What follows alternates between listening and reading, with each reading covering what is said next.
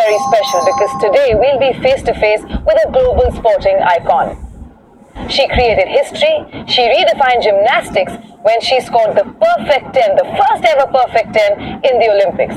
This was way back in 1976 in Montreal and she was just 14 years old. Yes, I am talking about Nadia Comaneci and a riveting conversation with this superstar. Let's jump right in.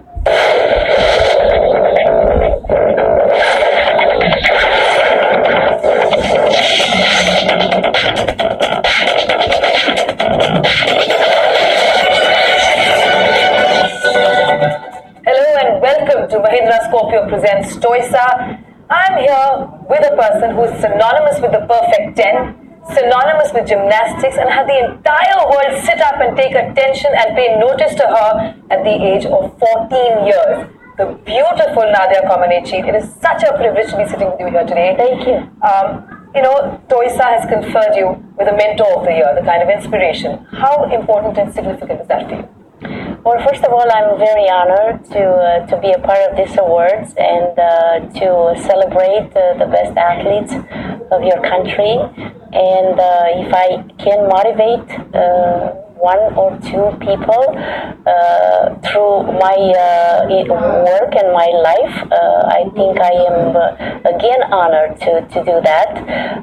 That's a lot of athletes who were not born in a time when I competed, which was 41 years ago. It is hard to believe that's been such a long time.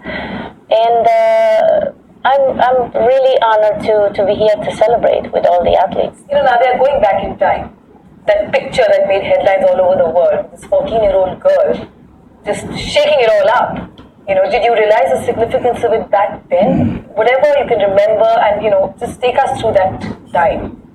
No, I didn't know too much about everything you say because I was too young and I didn't understand, and I'm actually happy that I didn't understand.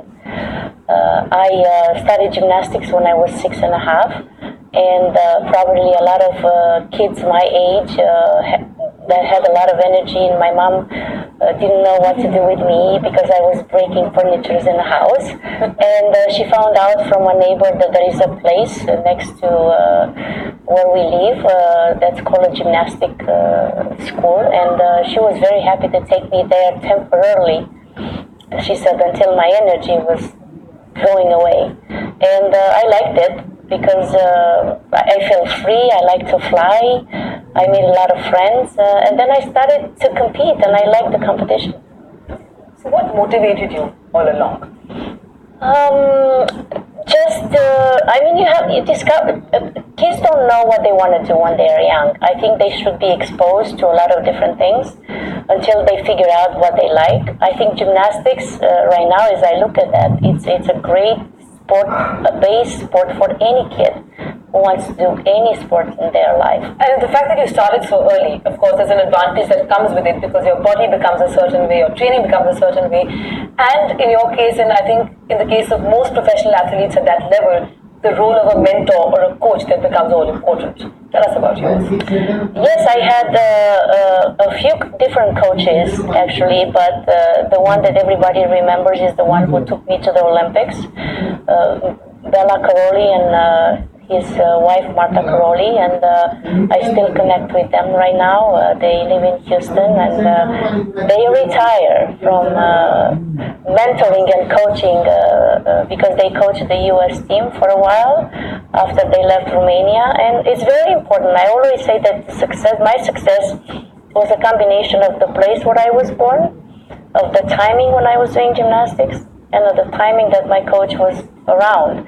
So it was a triangle of success, because if I would have been by myself, definitely wouldn't happen. If I would have been in a different place than Romania, it wouldn't happen. So everything was lined up for me in such a way that brought the success that we discovered together. Yeah. As far as your coach is concerned, Bella, there's been a lot of talk about him, controversies, but sticking to business literally, his training methods, was there a lot of corporal punishment involved, and was that really important, and did that help to shape you into what you are? No, there was no punishment involved. There was just demanding a quantity of repetition, which we realize in time. That's what you need to be successful, because you cannot be lucky to win a medal in sports. No, you gotta have to do the repetition in the gym or wherever you are, because everything becomes automatic and it becomes easier. The many execution you have in your bag, we say it, the better it is for you to be able to perform your best routine at the right time. Today, you can see the role of a coach or a mentor from both sides of the fence. You've been coached, mentored. Today, you have academies. You're in touch with gymnasts. This is your life. What are the lessons you've learned from what you've gone through, and how do you see it from where you are today? Well, everything I learned when I was a gymnast, I apply today. Even though I retired many years ago, discipline is the most important thing. Discipline in everything you do. To rest, wake up, work out. Now we have now we say we, because I'm married to another Olympic champion, Bar Connor, and we have a almost 11-year-old boy who does everything but gymnastics. That's bound to happen, right? He comes in the gym and he does whatever he wants, and then he just goes on and he does soccer and he does, rock climbing and tennis.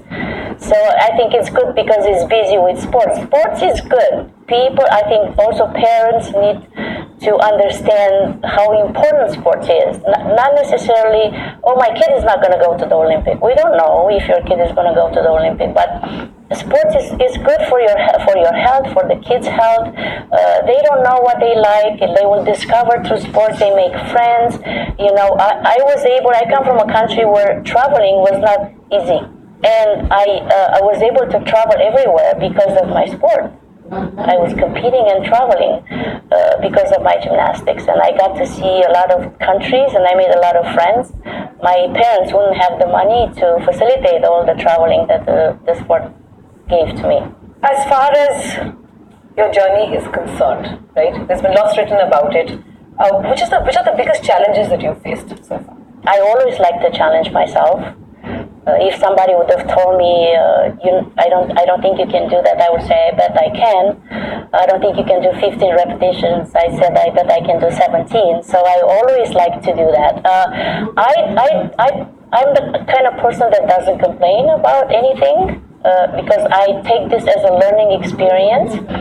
I don't think I wanted to be given things on a plate.